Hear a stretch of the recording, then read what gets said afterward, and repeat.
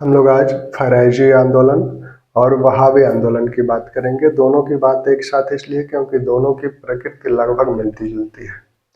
तो फराइजी आंदोलन या फराइजी आंदोलन, फराइजी आंदोलन या फराइजी आंदोलन और वहाबी आंदोलन, वहाबी आंदोलन, फराइजी आंदोलन या वहाबी आंदोलन, इन दोनों की बात करेंगे और इसी के साथ टीटू मीर के विद्रोह को भी हम लोग देखेंगे। फराइजी आंदोलन जो है एक धार्मिक आंदोलन है, धार्मिक सुधार का आंदोलन है, धार्मिक सुधार का आंदोलन है, धार्मिक सुधार का आंदोलन है। और इसके प्रवर्तक थे हाजी शरीयतुल्लाह, हाजी शरीयतुल्लाह, हाजी शरीयतुल्लाह ये बंगाल के हैं। और स्थान जो है, यह आंदोलन कहाँ हुआ था, तो फरीदपुर से शुरू हुआ था। पूर्वी बंगाल में फरीदपुर से शुरू हुआ था। फरीदपुर, ढाका, मैमनसिंह,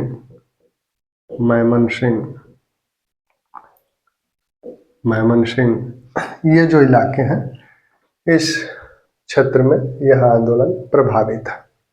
तो फराइजी आंदोलन एक धार्मिक सुधार आंदोलन था।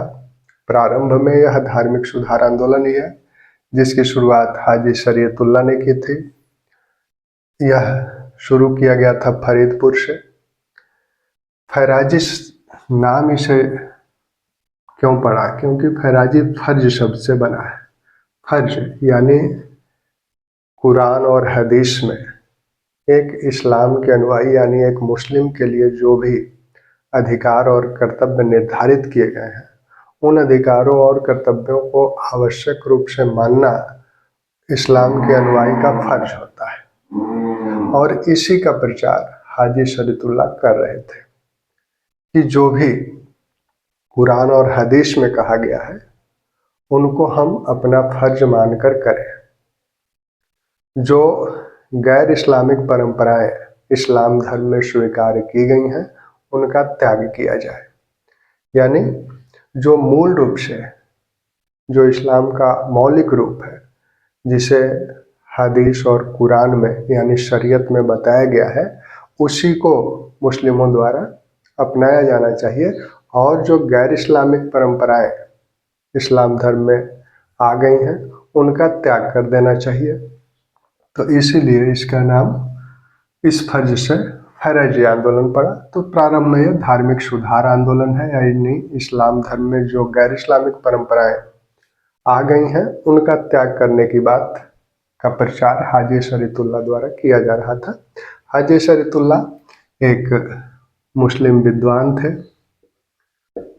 विद्वान थे जो कि मक्का की यात्रा से लौटे थे। मक्का की यात्रा से 1818 में लौटे थे और 1820 से यह आंदोलन माना जाता है। 1820 से 1858 तक ये आंदोलन चला था। तो मक्का की यात्रा से लौटे थे और इसी का प्रचार कर रहे थे। ये लोग बड़ी बड़ी दाढ़ी रखते थे, ये लोग दाढ़ी भी रखते थे क्योंकि इस्लाम में दाढ़ी रखा जाता है।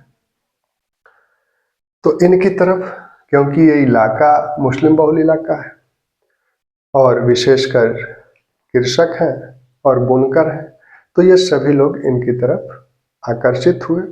लेकिन कुछ जमींदारों ने इनका विरोध भी किया और इन पर कई मुकदमे दर्ज किए गए, इन्हें जेल की सजा भी हुई और अंततः 1840 में हाजी शरीयतुल्लाह का निधन हो गया। 1840 में निधन हो गया। जब इनका निधन हो गया तब इनके पुत्र, हाजी शरीयतुल्लाह के पुत्र दादू मियाँ इस आंदोलन का नेतृत्व करने लगे। हाजी शरीयतुल्लाह के निधन के पश्चात इनके पुत्र दादू मियाँ ने इस आंदोलन की कमान संभाली, इस आंदोलन की कमान संभाली, इस आंदोलन की कमान संभाली। अब जब दादू मियाँ का मूल नाम मोहम्मद मोहसिन था, मूल नाम इनका पूछा जाता है मोहम्मद मोहसिन था। तो इन्होंने जब कमान संभाली तो थोड़ा सा इसमें उन्होंने कुछ और चीजें जोड़ दी। अब इनके समय में, दादू मियाँ के समय में, यह सिर्फ धार्मिक सुधार आंदोलन नहीं रहा, बल्कि यह एक राजनीतिक आंदोलन का रूप धारण कर लिया। इसमें आर्थिक मुद्दों को भी समाहित कर दिया गया, क्योंकि यहाँ के जो मुस्लिम हैं, अधिकांश मुस्लिम कृषक थे और अधिकांश जमींदार हिंदू थे। तो यहाँ एक धर्म का रंग तो था, लेकिन हिंदू भी कुछ कृषक थे। तो इन्होंने कृषकों की समस्याओं को उठाना शुरू किया। जमींदारों द्वारा विभिन्न प्रकार के गैर कानूनी कर, जिसे अब्बाब बोला जाता है, गैर कानूनी कर लगाया गया। जैसे 1830 में ही दाढ़ी रखने पर एक कर, पुरिया के जमींदार जो है कान्हा देव राय ने दाढ़ी रखने पर एक कर लगा दिया। जो लोग दाढ़ी रखेंगे उनको वो कर देना होगा। तो ये गैर कानूनी कर थे, अब्बाब थे, यानी अतिरिक्त कर। जो कानूनी कर थे, भूमि कर वगैरह, उसके अतिरिक्त कुछ कर जमींदारों द्वारा कृषकों पर लगाया जाता था, जिसका इन्होंने विरोध करना शुरू किया और किसानों को इस बात के लिए प्रेरित किया कि जो गैर कानूनी कर जमींदारों द्वारा लगाए जा रहे हैं उन्हें वो देने से मना कर दें। यानी कर न देने का आंदोलन इसमें दादू मियाँ द्वारा, या दादू मीर, कहीं कहीं आपको दादू मीर भी मिलेगा, तो दादू मियाँ द्वारा किसानों को इस बात के लिए प्रेरित किया गया। साथ में यह ऐसा इलाका है जहाँ नील की खेती भी शुरू की गई थी। तो अधिकांश जो नीलहे थे, नील बागानों के जो मालिक थे, नील फैक्ट्रियों के जो मालिक थे, अंग्रेज थे, वो किसानों पर कड़े शर्तों के तहत नील की खेती करवाते थे किसानों से। वो अपनी मनचाही फसल नहीं उपजा सकते थे, उन्हें नील की खेती करने के लिए जबरदस्ती उनसे नील की खेती किसानों द्वारा कराई जाती थी, और उसका कम मूल्य, उचित मूल्य नहीं दिया जाता था, बल्कि किसानों को कम मूल्य दिया जाता था। तो किसानों को प्रताड़ित भी करते थे और किसानों का आर्थिक नुकसान भी होता था। तो इन्होंने उन किसानों को इस बात के लिए प्रेरित किया कि वो नील की खेती न करें।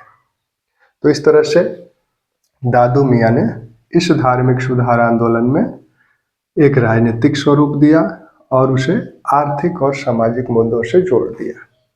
तो भारी समर्थन दादू मियाँ को मिला।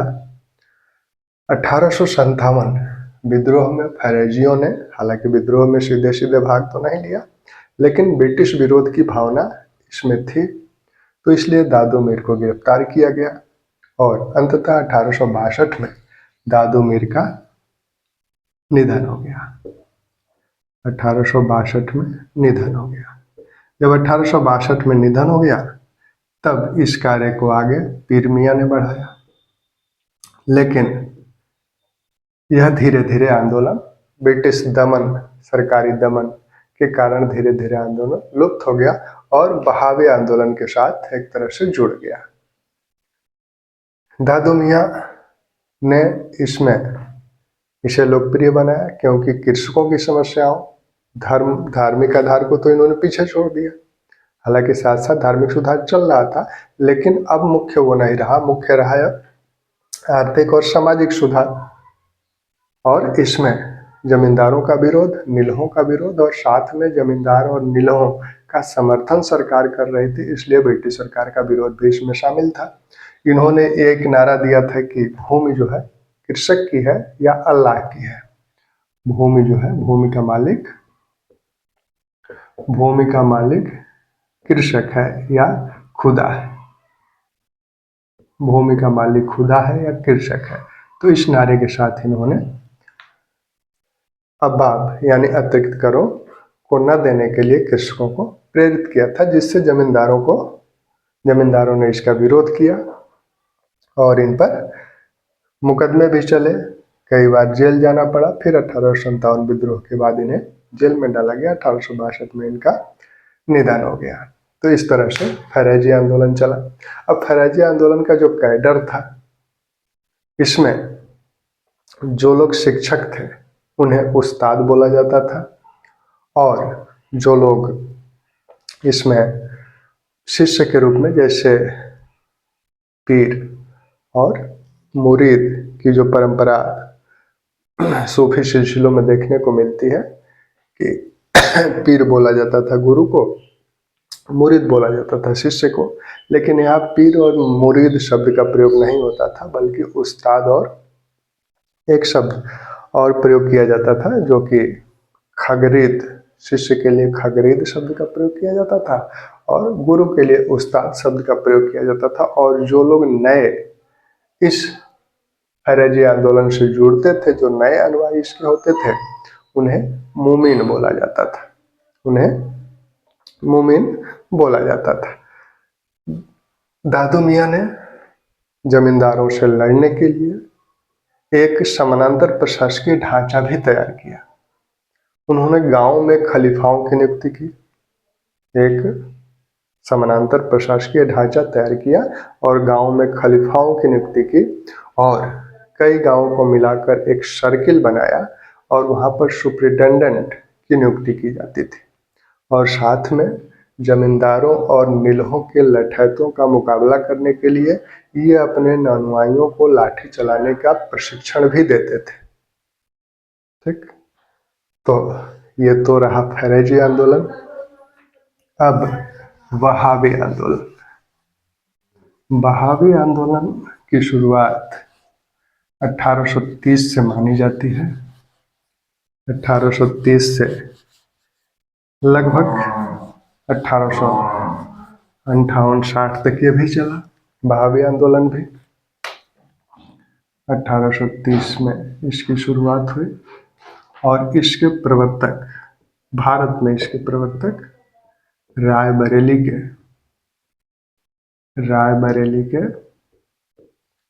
सैयद अहमद थे।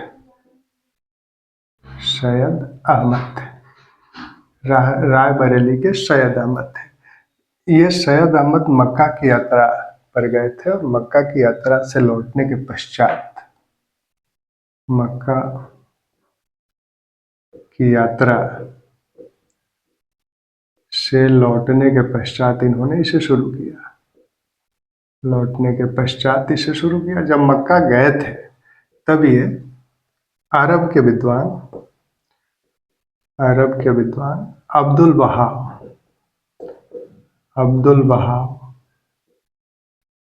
अब्दुल बहाव से प्रेरित हुए, और दिल्ली के एक संत थे शाह वली उल्लाह, और दिल्ली के संत शाह वली उल्लाह से प्रेरित होकर इन्होंने इस आंदोलन को शुरू किया। सबसे ज्यादा प्रभाव इनका शाह वली उल्लाह का था।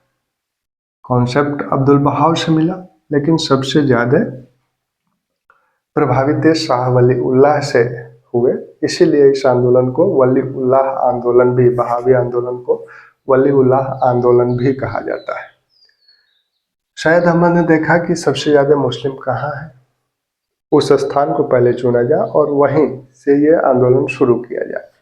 तो ये उत्तर पश्चिमी प्रांत चले गए, उत्तर पश्चिम प्रांत के कबायली इलाकों में चले गए 1826 में, और वहीं पर शीथाना नामक स्थान पर, मुस्लिमों का स्थान शीथाना नामक स्थान पर इन्होंने अपना मुख्यालय बनाया।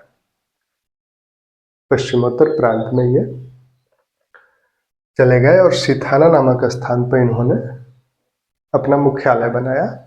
इनका मानना था कि जो भारत है इसे दारुल उल हर्ब बना दिया गया है, इसे दारुल इस्लाम होना चाहिए, यानी एक काफिरों का देश बन गया है, इसे इस्लामिक देश होना चाहिए। यही इनका उद्देश्य है। ये भी चाहते हैं कि मोहम्मद साहब के समय का जो मुस्लिम धर्म है वो पुनः वो उसी स्वरूप को लाया जाए, यानी एक तरह से मुस्लिम पुनरुद्धार आंदोलन, ये बहावी आंदोलन जो है ये मुस्लिम पुनरुद्धार आंदोलन है। मोहम्मद साहब के समय जो इस्लाम के नियम, अधिकार और कर्तव्य निर्धारित किए गए थे उनका सही रूप से पालन हो और भारत को दारुल उल हर्ब से दारुल इस्लाम बनाया जाए। पश्चिमोत्तर प्रांत गए और पंजाब का ये क्षेत्र है, वहाँ सिखों का शासन है, तो सबसे पहले इनकी लड़ाई सिखों से हुई। सिखों से लड़ाई करते हुए इन्होंने पेशावर पर 1830 में अधिकार कर लिया।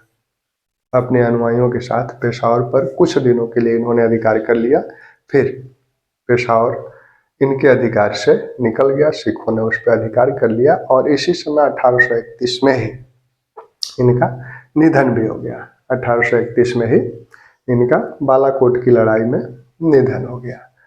तो सैयद अहमद का 1831 में बालाकोट की लड़ाई में निधन हो गया। बालाकोट की लड़ाई में निधन हो गया। अब इस कार्य को आगे बढ़ाने के लिए विलायत अली और नियामत इनायत अली इस कार्य को आगे बढ़ाए। मुख्यालय अभी सिथाना ही रहा। 1849 में जब पंजाब पर अंग्रेजों का अधिकार हो गया तब इनके दुश्मन अंग्रेज हो गए, बहावियों के दुश्मन अंग्रेज हो गए। अभी तक तो सिख थे, सिखों से ये लड़ रहे थे। जब 1849 में पंजाब को अंग्रेजों ने अधिग्रहित कर लिया तब इनके दुश्मन अब अंग्रेज हो गए। इनका मानना था कि दारुल इस्लाम भारत इसलिए नहीं हो रहा है क्योंकि अंग्रेज इसमें, ब्रिटिश सरकार इसमें बाधा बन रही है। तो अब ब्रिटिश सरकार से ये लोग लड़ने लगे। तो विलायत अली और इनायत अली ने इस कार्य को फिर आगे बढ़ाया। विलायत अली और इनायत अली ने इस कार्य को आगे बढ़ाया। स्थान तो सिथाना है पहला मुख्यालय इनका। इधर दूसरा मुख्यालय बना पटना में, दूसरा मुख्यालय पटना में बना। विलायत अली पटना से हैं, बिहार से हैं। इनायत अली को बंगाल का कार्यभार सौंपा गया। इनायत अली को बंगाल का कार्यभार सौंपा गया। 1858 के आसपास अंग्रेजों ने सिथाना से वहाबियों को निष्कासित कर दिया। जब सिथाना से निष्कासित कर दिया तो सिथाना के बाद इनका जो दूसरा मुख्यालय बना वो मल्क बना। मल्क को इन्होंने अपना दूसरा मुख्यालय बनाया और सैयद अहमद ने खुद, वो प्रमुख थे वहाबी आंदोलन के, और अपने सहयोग के लिए 4 उपनेताओं की उन्होंने नियुक्ति की थी। तो इस कार्य को ये लोग आगे बढ़ा। 1857 जब विद्रोह हुआ तब वहाबियों ने अंग्रेज विरोधी प्रचार किया, जिससे ब्रिटिश सरकार इनके खिलाफ हुई। इनके विरोध में ब्रिटिश सरकार ने अभियान चलाया। सिथाना और मल्क से भी इन्हें निष्कासित किया गया, लेकिन पटना मुख्यालय अभी बना रहा। आगे चलकर ब्रिटिश सरकार ने पटना मुख्यालय को भी ध्वस्त किया। 1862 से 71 के बीच वहाबियों पर 5 मुकदमे चलाए गए। 1862 से 1872 के बीच वहाबी नेताओं पर कई मुकदमे चलाए गए और इसी मुकदमे में एक मुकदमा था आमिर खां के विरुद्ध बंगाल में। ये व्यापारी भी थे और वहाबी नेता भी थे, तो इनके खिलाफ एक मुकदमा था और इन मुकदमों में वहाबियों को आजीवन कारावास तक की सजाएं दी गई। इस आमिर खां की पैरवी करने के लिए बम्बई हाई कोर्ट के बड़े ही जाने माने वकील आनेस्टी कलकत्ता आए थे और उन्होंने उस समय लॉर्ड मेयो की सरकार थी, लॉर्ड मेयो गवर्नर जनरल थे, तो उनकी उन्होंने बड़ी आलोचना की थी उस सरकार की, जिसे राष्ट्रवादियों ने पुस्तिका के रूप में छपवा के राष्ट्रवाद का प्रचार भी किया। इसी मुकदमे की सुनवाई जस्टिस नार्मन कर रहे थे और इन्हें आजीवन कारावास की जब सजा हो गई तब जस्टिस नॉर्मन को कलकत्ता हाई कोर्ट की सीढ़ियों पर वहाबियों द्वारा गोली मार दी गई। तो नॉर्मन को गोली मारी गई 1871 में। और 1872 में वहाबियों ने अंडमान में गवर्नर जनरल मेयो की हत्या कर दी। गवर्नर जनरल मेयो की हत्या इन्हीं वहाबियों ने की थी 1872 में। तो ये वहाबी आंदोलन को कहा जाता है कि ये मुस्लिमों का, मुस्लिमों द्वारा, मुस्लिमों के लिए आंदोलन था। इसमें इसका रूप सांप्रदायिक है। इसमें हम लोगों ने देखा था कि आगे चलकर धार्मिक सुधार के साथ साथ राजनीतिक स्वरूप धारण किया, जिसमें आर्थिक और सामाजिक मुद्दे भी समाहित हो गए। मूल रूप से ये धार्मिक न रहा दादू मियाँ के समय, लेकिन यह शुरू से लेकर अंत तक ये धार्मिक स्वरूप धारण किए हुए था। ठीक, क्योंकि इसमें सिर्फ मुस्लिमों की बात की जा रही थी, तो इसलिए इस आंदोलन को कहा जाता है कि मुस्लिमों का, मुस्लिमों के लिए, मुस्लिमों के द्वारा किया गया ये आंदोलन था। अब इसी वहाबी आंदोलन से जुड़े हुए एक और नेता बंगाल के थे टीटू मीर। 1831 में टीटू मीर ने, मीर निसार अली जिनका मूल नाम था, टीटू मीर, मूल नाम इनका है मीर निसार अली, मीर निसार अली, निसार अली। बारसात विद्रोह के ये नायक थे।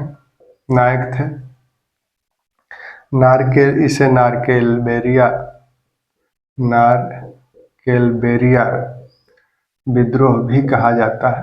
बारसात में नारकेलबेरिया नामक स्थान पर इन्होंने बांस का एक किला बनाया था। बांस का किला बनाया था जो कि इसका मुख्यालय था इस विद्रोह का। टीटू मीर ने भी एक तरह से, इसमें भी दोनों बातें हैं, धार्मिक सुधार की भी बातें हैं और साथ में आर्थिक सुधार की भी बातें हैं, क्योंकि ये भी कृषकों का समर्थन करते हैं और कृषकों के लिए आंदोलन, कृषकों का एक विद्रोह था, एक तरह से प्रारंभिक कृषक विद्रोह इसे माना जाता है। तो कृषकों पर जो जमींदारों और नीलहों द्वारा जो अत्याचार किया जाता था, उसी अत्याचार को लेकर इन्होंने यह विद्रोह किया था। और पुरिया के जो जमींदार कान्हा देव राय ने जो दाढ़ी कर लगाया था, इन्हीं लोगों को, ये जो फैराजी आंदोलन के जो अनुयायी थे और जो टीटू मीर के अनुयायी थे, इन्हीं को ध्यान में रखकर उन्होंने दाढ़ी कर लगाया था, इन्हें अलग थलग करने के लिए कि दाढ़ी कर लगाने से कुछ मुस्लिम दाढ़ी नहीं रखेंगे और इनकी परंपराओं को नहीं मानेंगे। तो दाढ़ी कर से जुड़ा हुआ भी आंदोलन है। दाढ़ी कर जब लगा तब मुस्लिमों ने इसे देने से मना किया, तब जमींदार ने वहां की एक मस्जिद को जला दिया, तब यह विद्रोह और तेजी से फैल गया। तो 1830-31 की ये भी घटनाएं हैं। टीटू मीर ने किसानों का समर्थन करके एक पूरा इन जमींदारों और नीलहों से लड़ने के लिए एक पूरा एक तरह से प्रशासकीय ढांचा टीटू मीर ने भी तैयार किया। और बारासात विद्रोह, मक्का की यात्रा से भी लौटे थे 1822 में, और इन्होंने भी धार्मिक सुधार की बात की। फिर बाद में कृषकों, विशेषकर बुनकरों को अपनी ओर आकर्षित करने का प्रयास इन्होंने किया। और अंत में टीटू मीर अंग्रेजों से लड़ते हुए, क्योंकि अंग्रेज नीलहों और जमींदारों का समर्थन कर रहे थे, तो अंग्रेजों से लड़ते हुए टीटू मीर अंततः मारे गए 1831 में ही। तो इस तरह से ये तीन आंदोलन जो है, फैराजी आंदोलन, वहाबी आंदोलन, बारासात विद्रोह या नारकेलबेरिया विद्रोह या टीटू मीर का विद्रोह, ये तीनों की प्रकृति लगभग एक समान है। थोड़ा सा अंतर वहाबी में है, क्योंकि यह सिर्फ धार्मिक पुनरुद्धार का आंदोलन बन के रह गया था। टीटू मीर को नायक माना जाता है। आज फिर बंगाल सरकार ने इन्हें पाठ्य पुस्तकों में इन्हें स्थान दिया है टीटू मीर को, तो इसलिए भी टीटू मीर थोड़ा सा इस समय चर्चा में है। ठीक।